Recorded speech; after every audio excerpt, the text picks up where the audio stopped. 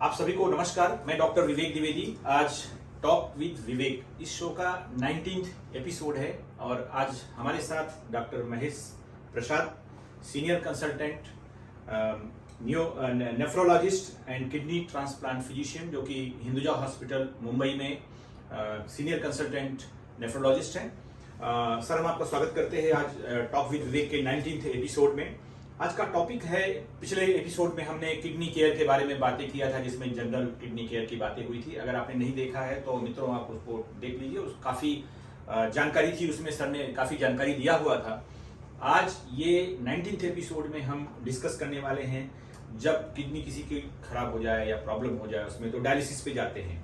तो डायलिसिस के बारे में बात करेंगे और किडनी ट्रांसप्लांट, किडनी जैसे ट्रांसप्लांट करते हैं तो उसके बारे में बातें करेंगे। काफ़ी उसके बारे में लेटेस्ट और कॉम्प्रिहेंसिव जानकारी सर से लेंगे। तो सर, हम आपका एक बार फिर से स्वागत करते हैं अपने इस टॉक शो में।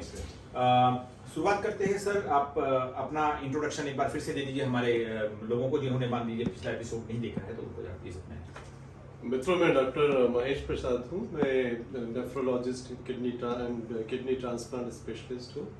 मैं सीनियर कंसल्टेंट हूँ पीडी हिंदुजा हॉस्पिटल माहीम में, और एज अ नेफ्रोलॉजिस्ट मुझे प्रैक्टिस करते हुए ऑलमोस्ट 18 से 20 साल हो गए हैं। Thank you sir. बात को आगे बढ़ाते हुए शुरुआत करते हैं सर। डायलिसिस आजकल ऐसा कोई व्यक्ति नहीं हो जिसको डायलिसिस मालूम हो। नाम तो सबने सुना हुआ है। डायलिसिस क्या है सर? डायलिसिस का अगर लिटरली मीनिंग देखेंगे, मतलब समझेंगे, तो डायलिसिस मतलब खून को क्लीन करना या ब्लड को प्यूरिफाई करना। उसका लिटरल मीनिंग है डायलिसिस का, ब्लड को प्यूरिफाई करना। डायलिसिस की जरूरत कब पड़ती है? जब किसी की के ब्लड में इम्प्योरिटी का लेवल बहुत बढ़ जाता है।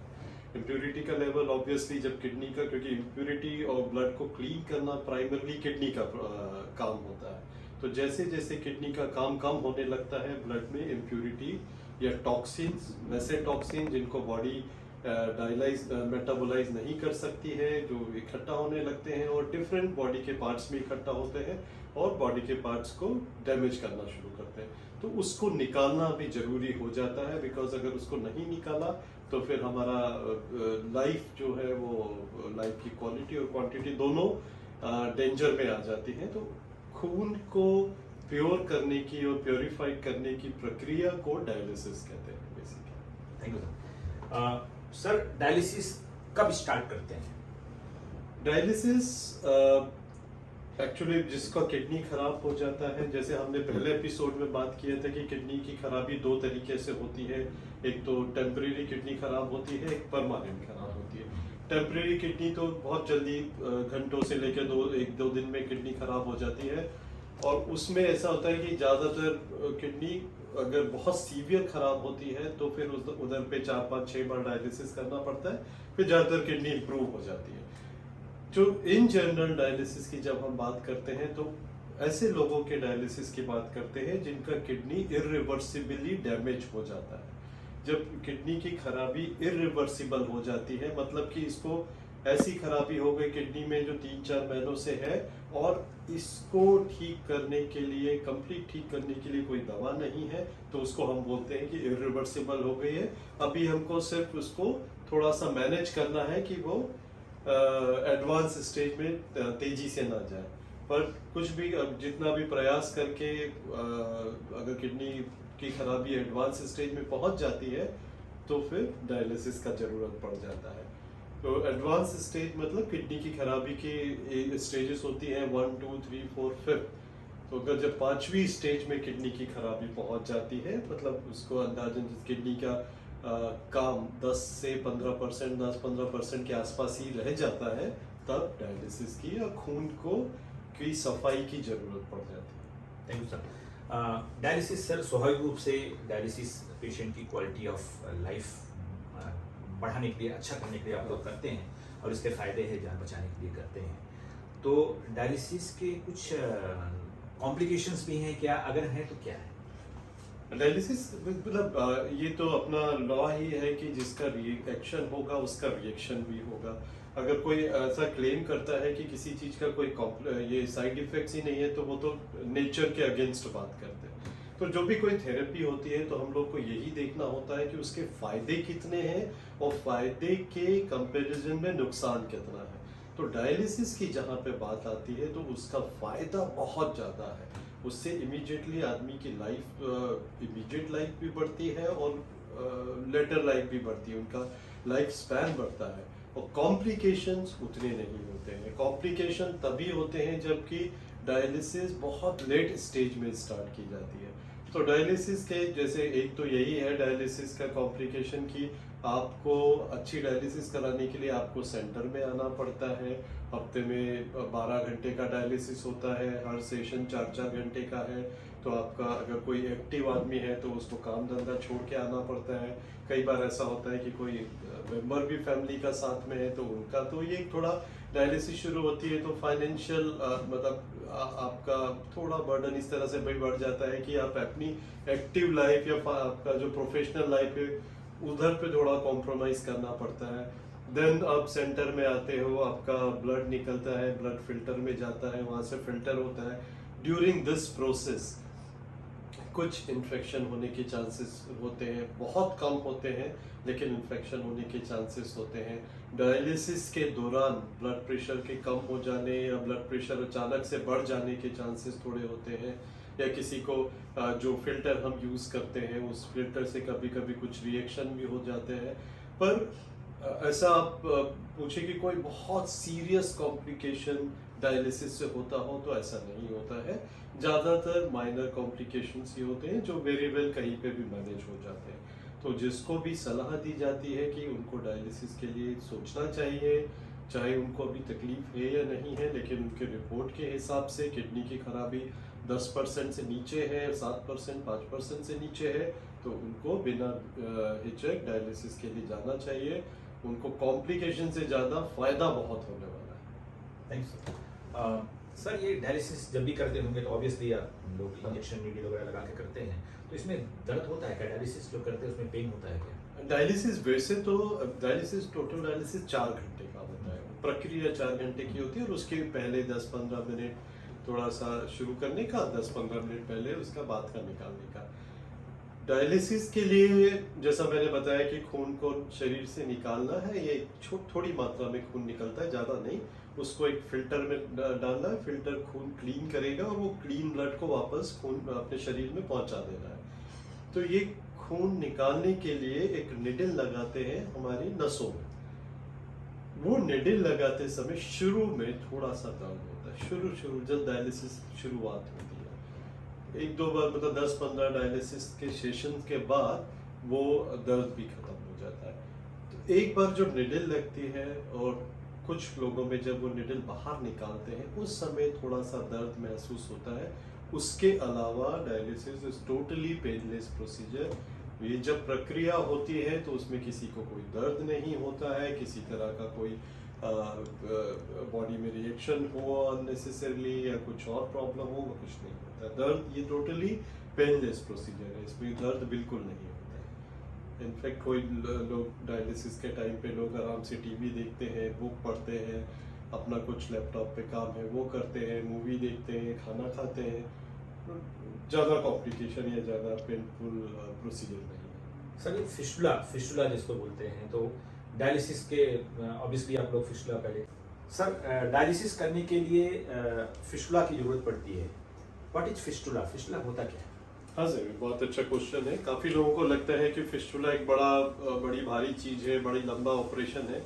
फिस्टुला का पर्पस क्या है कि जैसे मैंने पहले बताया कि मुझे ब्लड चाहिए एक अच्छी स्पीड के साथ, थोड़ा फ्लो के साथ, सो दैट वो फ्लो के साथ ब्लड फिल्टर में जाएगा। फ्लो रहने से एक प्रेशर जनरेट होगा और फिल्ट्रेशन अच्छा होगा, प्यूरिफिकेशन अच्छा होगा।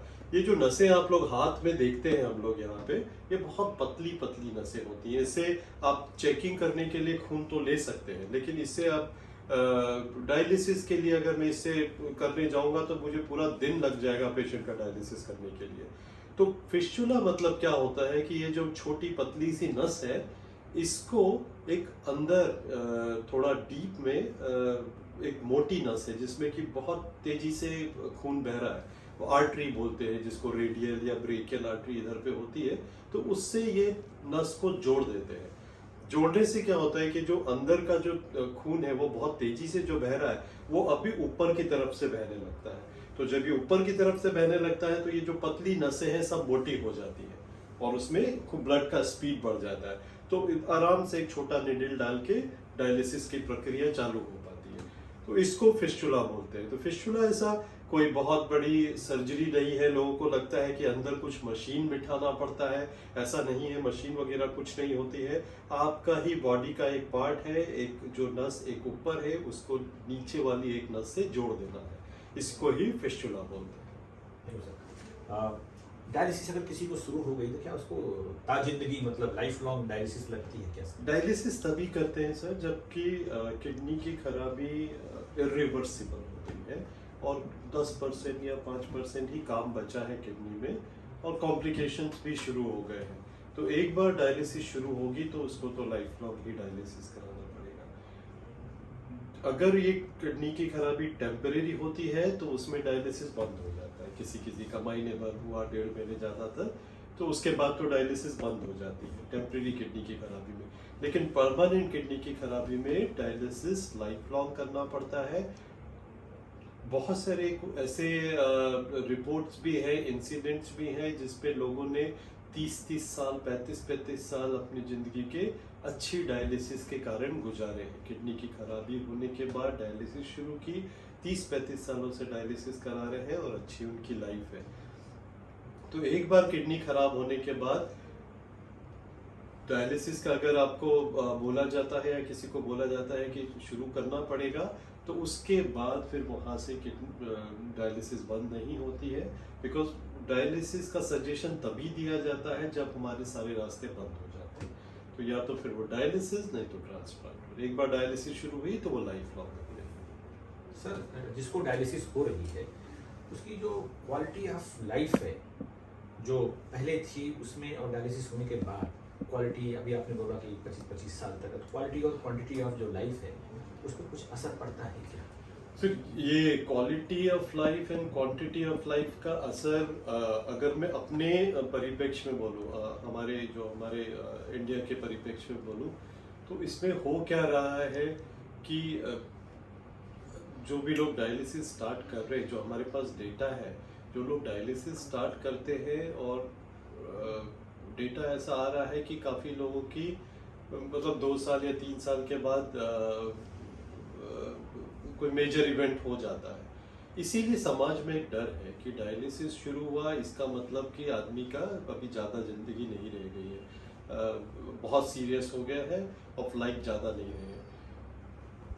ये जो प्रॉब्लम हमारे सोसाइटी में है वो इसीलिए है क्योंकि हम लोग डायलिसिस को बहुत लंबा खींचने का कोशिश करते हैं।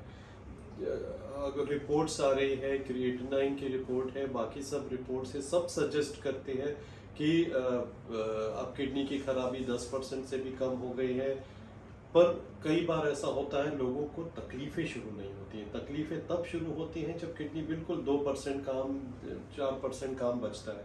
तो ये जो पीरियड है उसमें इंडिया में काफ़ी लोग डायलिसिस नहीं कराते और इसका रिजल्ट ये रहता है कि उनको डायलिसिस से बराबर फ़ायदा नहीं पहुंच पाता है। वो डायलिसिस बहुत लेट स्टेज पे स्टार्ट हो रही है, उस स्टेज में स्टार्ट हो रही है जबकि बॉडी में बहुत ज़्यादा डैमेजेस हो चुके हैं। अभी हमने कोरोना का जो पीरियड देखा था, कोरोना के पीरियड में सबसे ज़्यादा जो प्रॉब्लम हुई है, सबसे ज़्यादा जिन लोगों की आकस्मिक मृत्यु हुई है, बोल सकते हैं, जो ज़्यादा आईसीयू में एडमिट हुए हैं, जो ज़्यादा सीरियस हुए हैं, वो यही कैटेगरी के लोग थे। वो लोग जिन्होंने डायलिसिस शुरू करा दिया, नॉर्मल डायलिसिस कर रहे थे, उनको कुछ नहीं हुआ। जिनका किडनी की खराबी ज़्यादा एडवांस स्टेज पे नहीं थी, उनको नहीं ज़्यादा प्रॉब्लम हुई। वो लोग जो बॉर्डर लाइन पे थे, जिनको बोला गया था कि आपको डायलिसिस करवाना पड़ सकता है, पर सिंस उनको ज़्यादा प्रॉब्लम नहीं थी तो उन्होंने शुरू नहीं करवाया था, उन लोगों में ही ज़्यादातर कैजुअलिटी हुई, मॉर्टेलिटी हुई। तो हमारे परिप्रेक्ष्य में एक्चुअली हो क्या रहा है कि डायलिसिस कराना, क्योंकि हम बहुत लेट शुरू कर रहे हैं, इसीलिए हमको उसका फ़ायदा नहीं मिल पा रहा है। तो ये एक धारणा हमारे समाज में बन गई कि डायलिसिस मतलब अब तो सब कुछ खत्म होने वाला है। अगर हम डायलिसिस टाइम पे कराते हैं तो कॉम्प्लिकेशन बहुत कम हो जाते हैं। डायलिसिस से फिर हमेशा फ़ायदा ही होता है।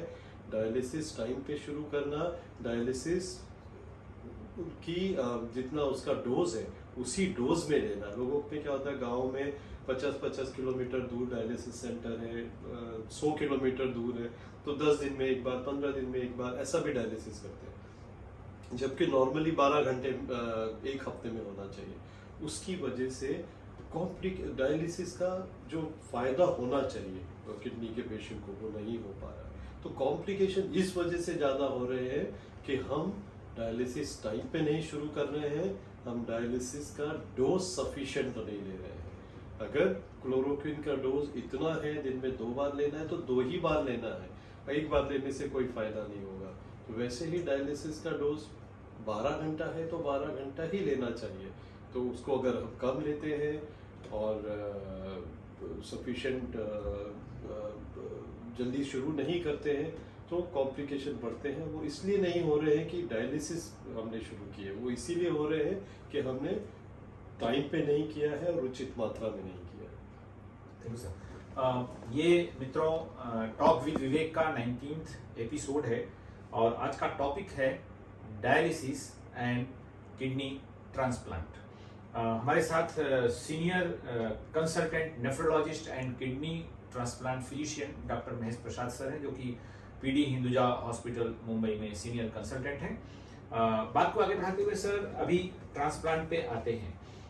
किडनी ट्रांसप्लांट, लिवर ट्रांसप्लांट हम लोग सुनते रहते हैं। किडनी ट्रांसप्लांट ये होता क्या है? किडनी ट्रांसप्लांट जरा इसके बारे में जानकारी दीजिए प्लीज। तो बहुत अच्छा क्वेश्चन है, क्योंकि अभी तो खैर हजारों रिसर्च हो गई है दुनिया भर में, करोड़ों करोड़ों लोगों को लेके यही बात निकल के आई है कि किसी की किडनी खराब होती है तो उसका सबसे अच्छा जो इलाज है वो किडनी ट्रांसप्लांट है। डायलिसिस भी नहीं है और दवाइयाँ तो कुछ होती नहीं है, तो सबसे अच्छा इलाज है ट्रांसप्लांट। अभी ट्रांसप्लांट होता क्या है?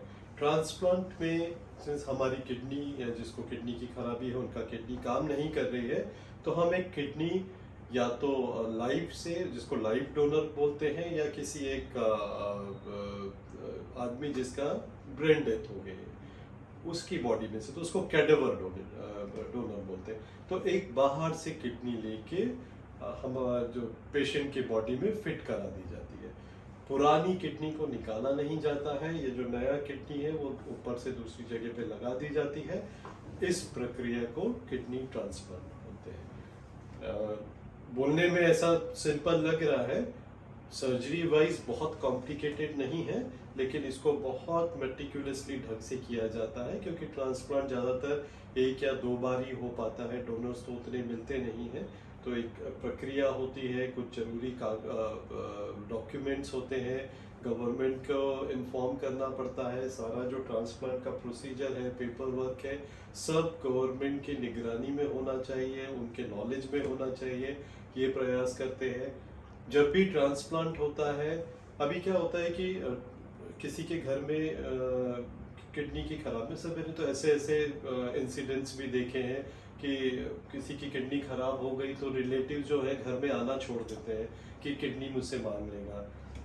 हस्बैंड है तो छोड़ के भागता है, वाइफ है तो छोड़ के चले जाते हैं, बच्चों को लोग छोड़ के चले जाते हैं कि किडनी ना देना पड़े। जबकि किडनी जो डोनर्स होते हैं, अभी हजारों करोड़ों ट्रांसप्लांट हो चुके हैं, किडनी डोनर्स को कभी ऐसा कोई मेजर प्रॉब्लम हुआ नहीं है।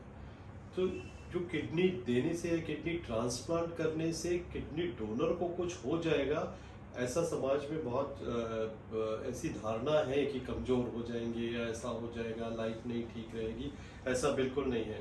ट्रांसप्लांट करने से जिसकी किडनी खराब है उसको तो एक नया लाइफ मिलता ही है, प्लस जो किडनी देता है उसको कोई प्रॉब्लम नहीं होती, क्योंकि ये सब चीज़ें हम पहले से इंश्योर करते हैं कि जो किडनी देने वाला है उसको कोई तकलीफ ना हो। हमको ऐसा लगता है कि अगर किडनी देने से इस आदमी को अभी या फ्यूचर में कोई तकलीफ हो सकती है तो उसको नहीं लेते। किडनी ट्रांसप्लांट सिंपल प्रोसीजर है, किडनी बाहर से लेते हैं, इसमें लगा देते हैं, डोनर सिलेक्ट करते हैं। अगर घर का कोई भी मेंबर है, एक्सटेंडेड फैमिली मेंबर्स है, कोई भी किडनी देना चाहता है, उन लोगों की जांच होती है और किडनी ली जाती है। किडनी देने से उनके शरीर में कोई तकलीफ नहीं होती है, वो हम इंश्योर करते हैं। तो सिंपल प्रोसीजर, सिंपल वे में यही किडनी ट्रांसप्लांट होता है। कब करना चाहिए किडनी ट्रांसप्लांट, करना कब चाहिए? तो जैसे मैंने पहले बताया कि किडनी की खराबी के स्टेजेस होती है 1 2 3 4 5, और ज़्यादातर क्या होता है, लोग 5वीं स्टेज पे पहुंच जाते हैं, और ये 5वीं स्टेज पे पहुंचने के बाद भी उनको तकलीफें शुरू नहीं होती है। तो उस समय ना डायलिसिस होता है, ना सिर्फ सिंपल मेडिसिन चलती रहती है। पर वही पीरियड होता है जो कि सबसे अच्छा होता है ट्रांसप्लांट के लिए। तो किसी को पता चले कि उनकी किडनी इरिवर्सिबली डैमेज हो गई है, किडनी की खराबी 5वीं स्टेज पे पहुंच गई है, उनको भले ही तकलीफ नहीं शुरू हो, लेकिन वो जो पीरियड है उनकी बॉडी में कुछ इरिवर्सिबल डैमेज हो जाए, उसके पहले या डायलिसिस में जाने के पहले अगर वो ट्रांसप्लांट करा लेते हैं तो बहुत अच्छा है, उसके फिर रिजल्ट बहुत अच्छे आते हैं। लेकिन वैसा नहीं है कि एक बार उस समय नहीं कराया तो बाद में नहीं करा सकते। अगर डायलिसिस पे भी है तो भी ट्रांसप्लांट अभी कभी भी करा सकते हैं। ट्रांसप्लांट के लिए कोई मिनिमम एज ऐसा मतलब लेस देन 10 इयर्स है तो थोड़ा कुछ मतलब वेट के हिसाब से देखते हैं। अदरवाइज ट्रांसप्लांट के लिए एज का कोई लिमिट नहीं है, कितना भी एक्सट्रीम एज का है, अगर बॉडी उसकी फिट है तो करा सकता है। डायलिसिस पे है तो करा सकते हैं। एक ट्रांसप्लांट हो गया तो दूसरा भी करा सकते हैं, अगर गॉड फॉरबिड अगर वो पहला खराब हो गया, दो, कुछ लोग 3 भी करा सकते हैं। तो ट्रांसप्लांट का कोई एज लिमिट नहीं है। ट्रांसप्लांट एक्चुअली जब भी किडनी फेलियर एडवांस स्टेज में पहुंचती है करवाना चाहिए। ट्रांसप्लांट के लिए कॉम्प्लिकेशंस का वेट नहीं करना चाहिए। Yes sir, thank you. Kidney कौन दे सकता है? सर किडनी डोनेशन का थोड़ा इंडिया में थोड़े स्ट्रिक्ट रूल्स हैं, लॉज हैं। गवर्नमेंट या हमारे लॉ अलाउ करते हैं इमीडिएट फैमिली मेंबर्स को देने के लिए विदाउट एनी डॉक्यूमेंट्स, वो मेजॉरिटी ऑफ केसेस में। आपका इमीडिएट फैमिली मेंबर्स मतलब आपके माताजी हो गए, पिताजी हो गए, हस्बैंड वाइफ एक दूसरे को पति पत्नी दे सकते हैं, बच्चे दे सकते हैं, भाई बहन एक दूसरे को दे सकते हैं। अगर इमीडिएट फैमिली मेंबर्स में कोई नहीं मिलता है तो एक्सटेंडेड फैमिली मेंबर्स को भी देने को अलाउ करते हैं, लेकिन वो थोड़ा पेपर डॉक्यूमेंट्स लगते हैं, वो दिखाने के लिए कि इनका रिलेशन कैसा है, रिलेशन प्रूव करना पड़ता है, नहीं तो लोग किसी को भी पकड़ के ला सकते हैं। तो वो गवर्नमेंट को और ये लॉ के हिसाब से ऐसा नहीं होना चाहिए। तो एक्सटेंडेड फैमिली में भी लोग आ सकते हैं, चाचा मामा, उनके लड़के, इन लॉज भी कई बार दे सकते हैं, mother in law, sister in law, brother in law, father in law, ये सब भी दे सकते हैं। तो family member, extended family members आराम से दे सकते हैं, उनके लिए ज़्यादा रेस्ट्रिक्शन नहीं होता है। एक और क्लॉज है कि कोई आपके साथ अटैच्ड है और आपका कुछ उससे इमोशनल अटैचमेंट है, कोई आपका सपोज कोई स्कूल का क्लासमेट है, बहुत 25 साल 30 साल 40 साल है, आपके साथ रहता है, अब वो इमोशनली अटैच्ड है तो वो भी दे सकता है किडनी।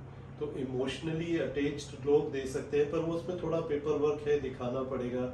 गवर्नमेंट तो एक्चुअली उनको प्रूफ करना पड़ेगा कि हाँ ये सही में आपके साथ है। तो इमोशनली अटैच्ड लोग किडनी डोनेट कर सकते हैं, फैमिली मेंबर्स डोनेट कर सकते हैं, एक्सटेंडेड फैमिली मेंबर्स और डोनेट कर सकते हैं। दूसरा एक हेल्थ का क्राइटेरिया आता है, जो लोग डोनेट करते हैं हम लोग देखते हैं कि उनको कोई गंभीर बीमारी तो नहीं है। अगर किसी को कोई गंभीर बीमारी होती है तो उनसे किडनी नहीं लेते हैं। जैसे किसी को डायबिटीज है, अनकंट्रोल है, ब्लड प्रेशर है, अनकंट्रोल है, तो उन लोगों को नहीं लेते हैं। और दूसरी चीजें देखी जाती है कि उनका जो जेनेटिक मेकअप है वो हम जो किडनी ले रहा है उसके जेनेटिक मेकअप से कितना मिलता जुलता है, या ये जो किडनी ले रहा है उसको उसके बॉडी में जो किडनी दे रहा है उसके अगेंस्ट कोई एंटीबॉडीज तो नहीं है। तो ये सब देते हैं। तो अगर एक बार ये क्राइटेरिया जो ये जो गवर्नमेंट के जो रिक्वायरमेंट है कि ये लोग दे सकते हैं वो फुलफिल हो जाती है, फिर मेडिकल रिक्वायरमेंट जो है हम लोग देखते हैं वो इस लेवल पे पास हो जाते हैं, तो फिर किडनी डोनेट कर सकते हैं। कितना सक्सेसफुल है किडनी, जैसे जो दे रहा है उसको आपने बताया कोई प्रॉब्लम नहीं होती, जिसको आप किडनी ट्रांसप्लांट कर रहे हैं कितना सक्सेसफुल है? सक्सेस को नापने के दो क्राइटेरिया होते हैं। एक तो कि ये जो चीज़ ये मैं करने जा रहा हूँ या किडनी ट्रांसप्लांट किसी को एडवाइस किया है उसके कंपैरिजन में मेरे पास है क्या, कुछ नहीं है।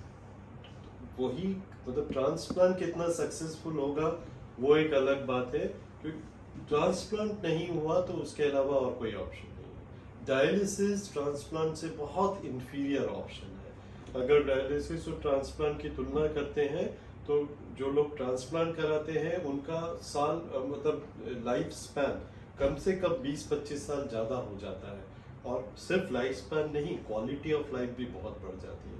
तो अगर मैं कॉम्प्लिकेशन बोलूँ तो कॉम्प्लिकेशन तभी बोल सकते हैं जब मेरे पास ऑप्शंस है कि इसमें ये कॉम्प्लिकेशन है तो ये नहीं करता, वो है तो नहीं करता, ये सक्सेस रेट इसमें ज़्यादा है तो ये छोड़ के वो करूँ। तो एक ये तरीका है देखने का। दूसरा है कि kidney transplant as a surgery बहुत कॉम्प्लिकेटेड सर्जरी नहीं है।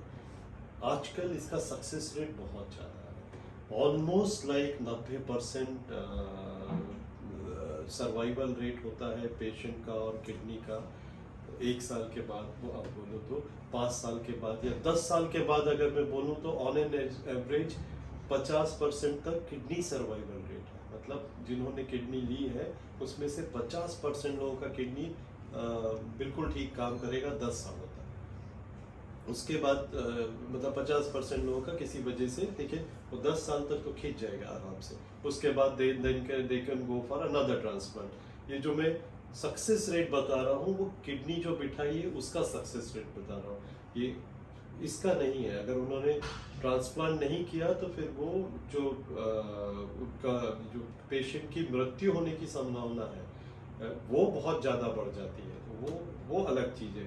अगर उन्होंने ट्रांसप्लांट का सर्वाइवल रेट पे कितना एडवांटेज है तो वो तो 100% एडवांटेज हो जाएगा। इसमें खर्चा कितना आता है ट्रांसप्लांट करने? ट्रांसप्लांट में ये इसका खर्चा इंस्टीट्यूट पे डिपेंड करता है कि किस इंस्टीट्यूट में करा रहे हैं। नॉर्मली ट्रांसप्लांट आप लाइफ में शायद 1 ही बार या 2 बार ही कराएंगे, तो आपको अच्छे इंस्टीट्यूट में ही ट्रांसप्लांट कराने का सलाह दी जाती है। तो ऑन एन एवरेज जितना बड़े इंस्टीट्यूट है उसमें 8 से 12 लाख रुपए तक का खर्चा आता है ट्रांसप्लांट करने में। लेकिन ये प्राइवेट सेक्टर के इंस्टीट्यूट की मैं बात कर रहा हूँ। कोई गवर्नमेंट के जो बड़े एम्स हैं, पीजीआई है, इस तरह के बड़े जो इंस्टीट्यूट हैं, KEM है, तो वहाँ पे ट्रांसप्लांट का खर्चा बहुत कम हो जाता है। मे बी शायद 1.5-2 लाख रुपए उतने में हो जाएगा। कुछ चैरिटेबल ऑर्गेनाइजेशन है तो वहाँ पे थोड़ा सा और खर्चा कम हो जाता है। मतलब इन दोनों के बीच का खर्चा 3-4 लाख रुपए में हो जाता है। पर गवर्नमेंट की योजनाएं भी हैं। गवर्नमेंट का जैसे महात्मा फुले योजना है, उसमें से भी पैसा मिलता है ट्रांसप्लांट करने के लिए। प्राइम मिनिस्टर रिलीफ फंड है, चीफ मिनिस्टर रिलीफ फंड होता है, वहाँ से भी रेगुलरली पैसा मिलता है ट्रांसप्लांट कराने के लिए। तो एक्चुअली हमने जो देखा है कि मनी उतना फैक्टर नहीं करते हैं ट्रांसप्लांट कराने में। डोनर मिलना मुश्किल हो जाता है ट्रांसप्लांट करने के लिए, और डोनर भी इसलिए नहीं मिल रहे हैं कि डोनर नहीं है। डोनर इसलिए नहीं मिल रहे हैं कि लोगों में डर है, और वो डर को दूर करना बहुत जरूरी है। आपने बोला कि लोग किडनी डोनेट कर सकते हैं जो क्लोज रिलेटिव हैं वो सब। कैडवर मतलब जो मृतक व्यक्ति है उसका किडनी, को इसके बारे में जरा बताइए कि जो जिनकी मृत्यु हो जाती है या मृत्यु होने के कगार पे है ऐसा। तो जैसा मैंने पहले बताया कि किडनी या तो जीवित आदमी से ले सकते हैं या जिसकी मृत्यु हुई है। अभी यहाँ पे ये ध्यान देना है कि जो जिनकी मृत्यु हुई है वो वही आदमी है या वो वही बॉडी है जिनका मृत्यु हॉस्पिटल में हुआ है। किसी का घर पे हो गया है तो वो डोनेट नहीं कर पाएगा।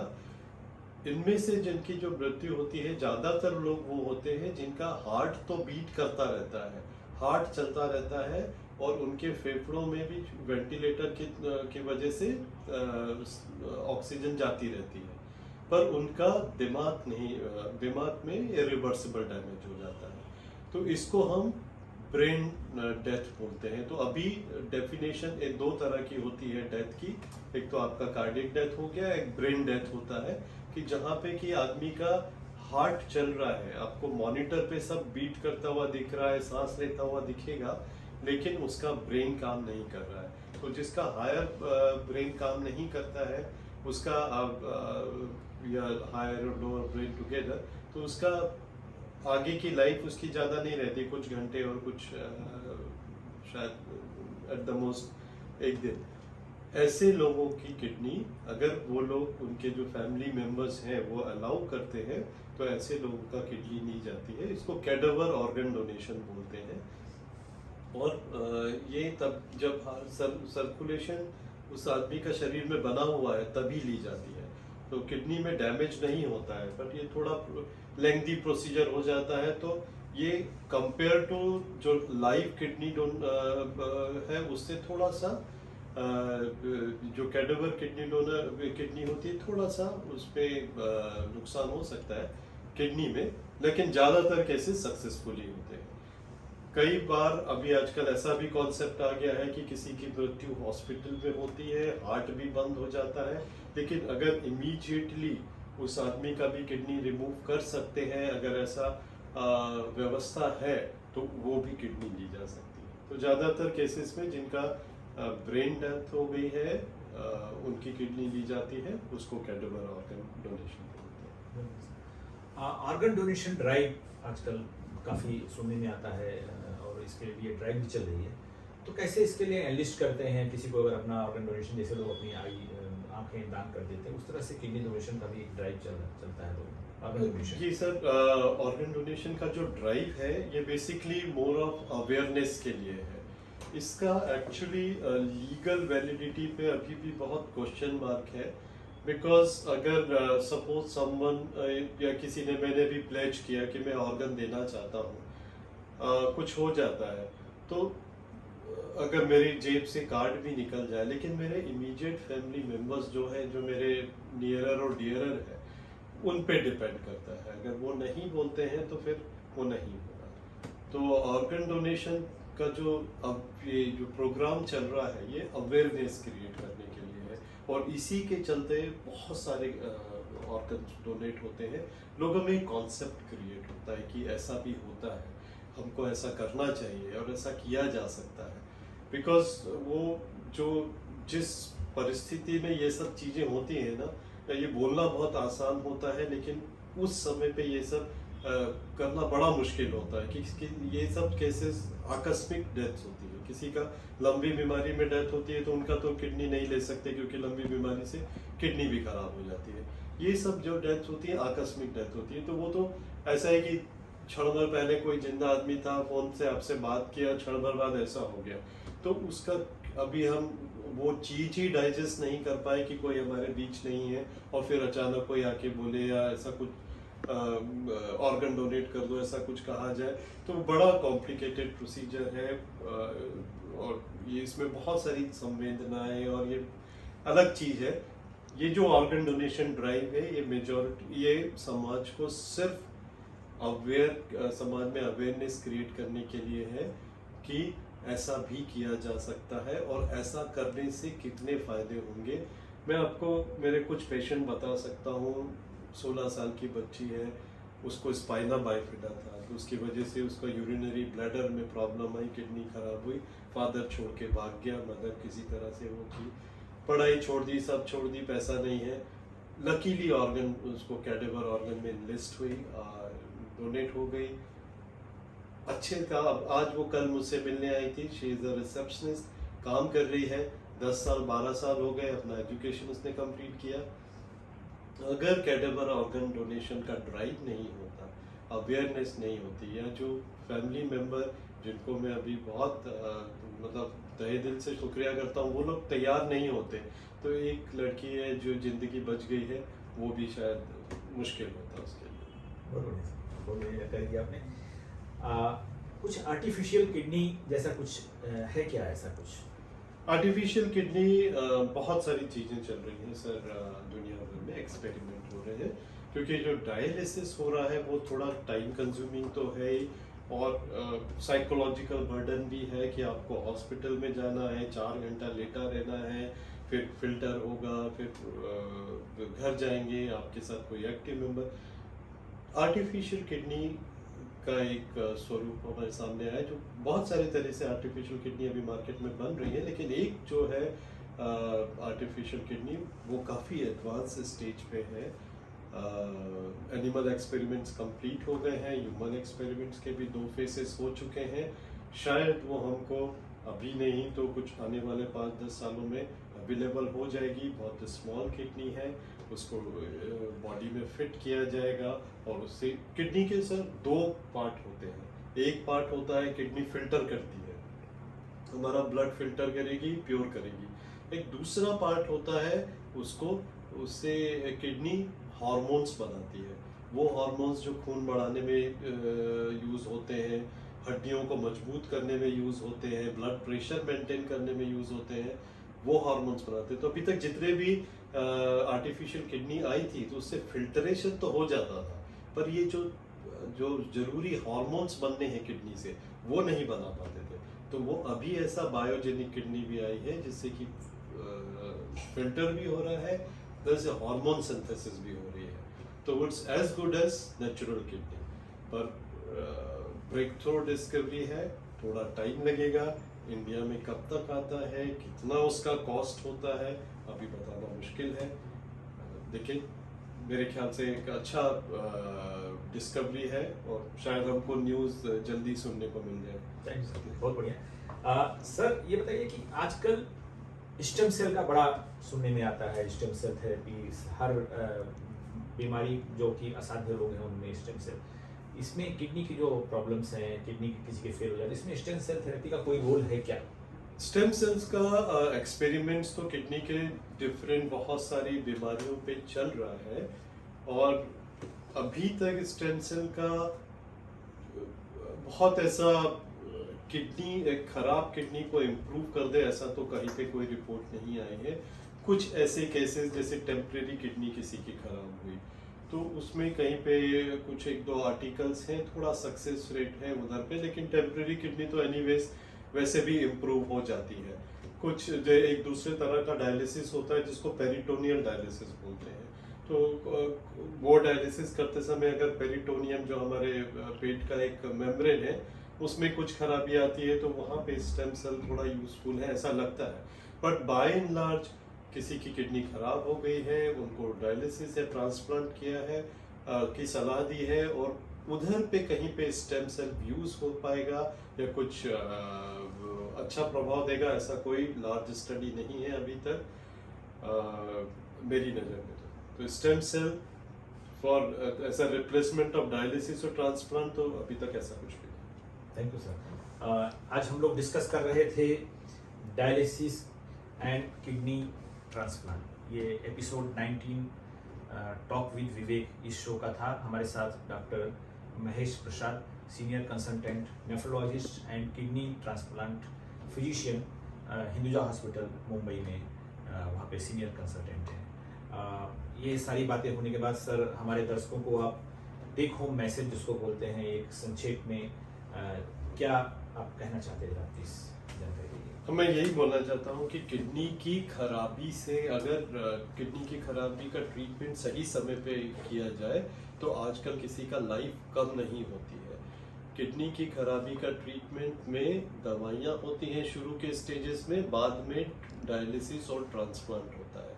तो डायलिसिस की सलाह जब दी जाए तो बिना हिचक डायलिसिस शुरू करनी चाहिए। ये नहीं कि मुझे अभी तकलीफें नहीं हैं तो मैं नहीं करूँगा, ऐसा नहीं। अगर आपके रिपोर्ट के हिसाब से लग रहा है तो तुरंत शुरू करिए। ट्रांसप्लांट सबसे अच्छा इलाज होता है किडनी की खराबी का। ट्रांसप्लांट के लिए ज़रूर कोशिश करना चाहिए। ट्रांसप्लांट के लिए पैसों का भी दिक्कत नहीं होती है। बहुत सारे गवर्नमेंट की संस्थाएं, बहुत सारे चैरिटेबल ऑर्गेनाइजेशन पैसा देते हैं, प्लस डिफरेंट इंस्टीट्यूट भी है जहाँ पे टाइम लग सकता है लेकिन ट्रांसप्लांट डेफिनेटली होता है। ट्रांसप्लांट या किडनी देने के लिए भी समाज में लोगों को डर नहीं होना चाहिए। किडनी देने से किसी को कोई खतरा नहीं है। वो हम पूरी तरह से देखते हैं कि अगर उनको कोई खतरा होता है तो उनसे किडनी ली ही नहीं जाती है। तो किडनी डोनेशन के लिए अगर किसी के मन में कोई डर है तो निकाल देना चाहिए, आपके ट्रीटिंग डॉक्टर से अच्छे से बात करना चाहिए। डायलिसिस की सलाह दी गई है तो उसको डिले नहीं करना चाहिए, टाइम पे डायलिसिस कराइए, बराबर मात्रा में डायलिसिस कराइए। लोग ऐसे हैं कि उन्होंने ट्रांसप्लांट करने के बाद फुटबॉल मैचेस खेले हैं, लोग ऐसे हैं जो डायलिसिस पे रेगुलर डायलिसिस करा के 30-30, 35-35 सालों तक जिंदा रहे हैं और प्रोडक्टिव लाइफ जीते हैं। तो किडनी की खराबी एक ऐसी बीमारी नहीं रह गई है आजकल कि उससे डर के घर में बैठना चाहिए और डायलिसिस ट्रांसप्लांट नहीं करा के इधर उधर का डिफरेंट थेरेपी करा के अपनी बॉडी को और भी ज़्यादा वीक कर दें, ऐसा नहीं होना चाहिए। Thank you sir. आज हमारे साथ डॉक्टर महेश प्रसाद, जो कि senior consultant nephrologist and kidney transplant specialist physician PD Hinduja hospital Mumbai में हैं। डॉक्टर साहब हमारे साथ थे और किडनी ट्रांसप्लांट, डायलिसिस, इसके बारे में बहुत ही कॉम्प्रिहेंसिव, बहुत ही ज़्यादा जानकारी और लेटेस्ट जानकारी दिया और बहुत सारे टॉपिक्स कवर किए। आशा है आपको इससे फ़ायदा हुआ होगा।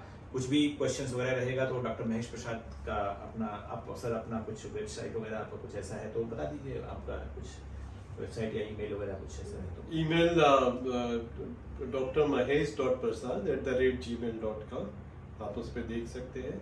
और एक किडनी मित्र एक वेबसाइट है kidneymitr.com, आप उस पर अगर आपको कुछ सवाल पूछने हैं तो आप वहाँ पे पोस्ट कर सकते हैं और आपको उसमें काफ़ी सारी जानकारियाँ भी हैं किडनी की बीमारियों के बारे में और डायलिसिस के बारे में, ट्रांसप्लांट के बारे में, वो सब भी आप एक बार देख सकते हैं। Thank you. आपने सर इतना जानकारी दिया है, शायद जरूरत ही नहीं पड़ेगी लोगों को।